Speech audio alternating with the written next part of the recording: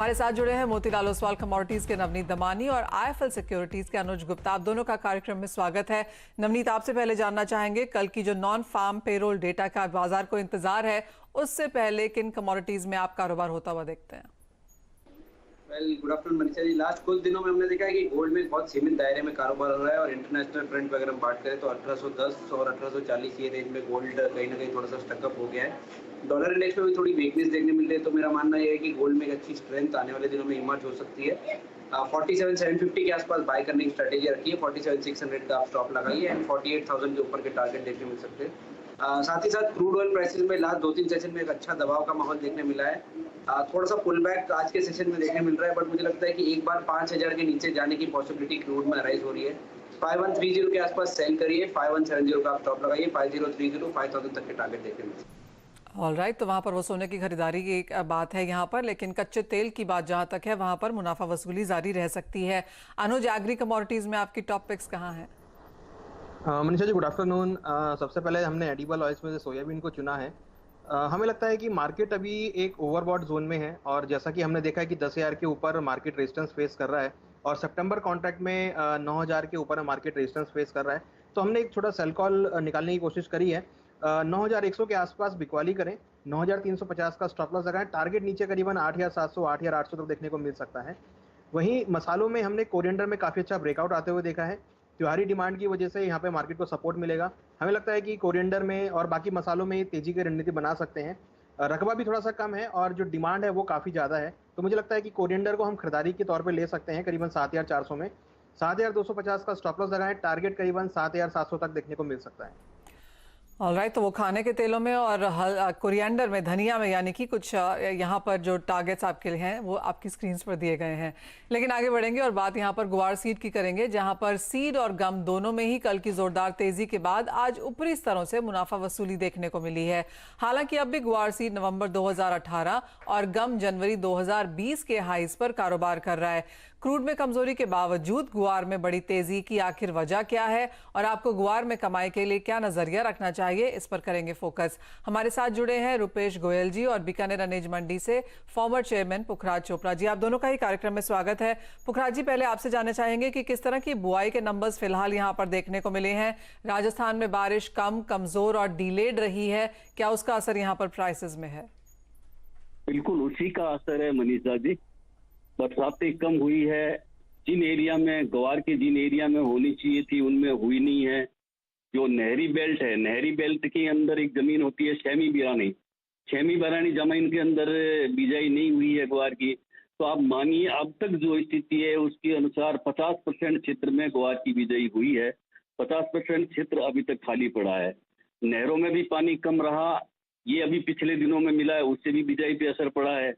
तो ये कुल मिला के जो तेजी बनी है वो कम बिजाई की, कमजोर मानसून की और नहरी पानी कम आने से जो ये असर हुआ है वो भाव पे असर हुआ है। अब मनीषा जी इसके भाव डिमांड सप्लाई पे चले जाएंगे। इसने क्रूड का साथ छोड़ दिया है और क्रूड का साथ वैसे तो पहले भी छोड़ दिया था। अभी जिस तरह की डिमांड सप्लाई रहेगी उसी पे अब ग्वार के भाव निर्भर करेंगे।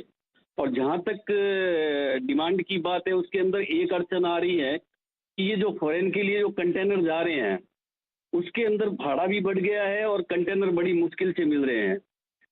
सपोर्ट सिर्फ इसको इसका बाई प्रोडक्ट है कोरमा, तो रोस्टेड कोरमा की डिमांड बहुत अच्छी होने से ग्वार के भाव अच्छे टिके हुए हैं। और आगे यदि रोस्टेड कोरमा में इसी तरह की डिमांड रहती है तो ग्वार के भाव टिके रहेंगे।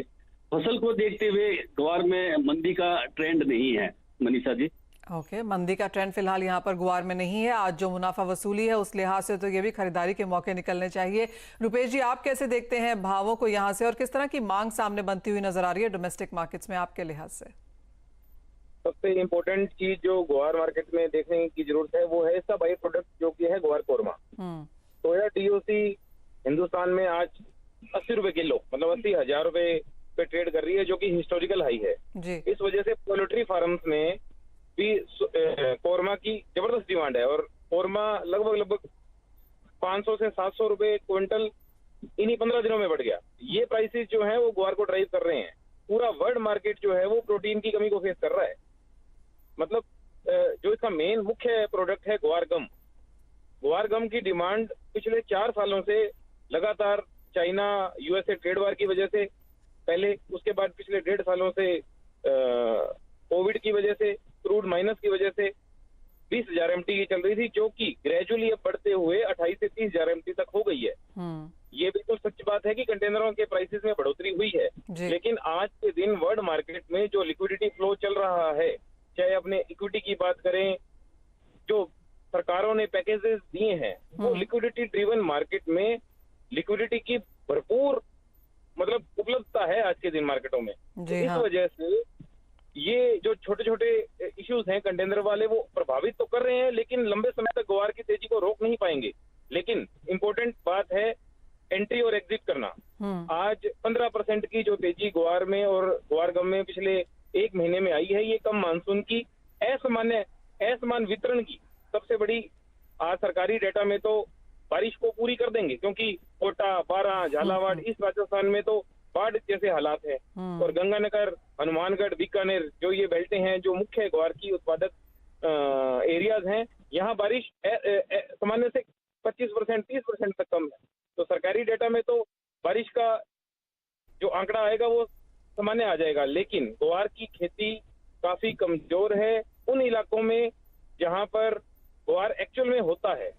तो इसलिए जो नई क्रॉप है उसकी स्थिति आज के दिन माकूल नहीं है, लेकिन नया इन्वेस्टमेंट इन भावों पर करने से बचना भी चाहिए।